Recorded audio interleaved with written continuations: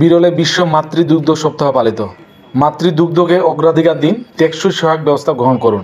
এই প্রতিপাদ্যকে সামনে রেখে সারা দেশের ন্যায় বিরলে বিশ্ব মাতৃদুগ্ধ সপ্তাহ 2025 উপলক্ষে র্যালি ও আলোচনা সভা অনুষ্ঠিত হয়েছে।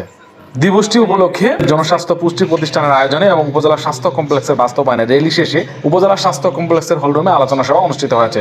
বিরল উপজেলা স্বাস্থ্য পরিবার পরিকল্পনা কর্মকর্তা ডাক্তার পার্থ জীবন সরকারের সভাপতিত্বে আলোচনা সভায় মূল্যবান বক্তব্য রাখেন medical officer doctor Abdullah Al Mamun, junior consultant orthopaedics doctor Moktaruzzaman, upazila স্বাস্থ্য কমপ্লেক্সের স্টোর কিপার সাইফুল ইসলামের সঞ্চালনায়। আলোচনা সভায় আরও বক্তব্য রাখেন স্বাস্থ্য পরিদর্শক ফজলে মাহমুদ, সিনিয়র নার্স ছায়া রানী, গায়ত্রী রানী, মিডওয়াইফ দীপ্তি রানী, সিএইচসিপি আকরামুজ্জামান ফিরোজ, হারুনুর রশিদ, মেরিনা আক্তার, সাংবাদিক জহিরুল ইসলাম জহির প্রমুখ।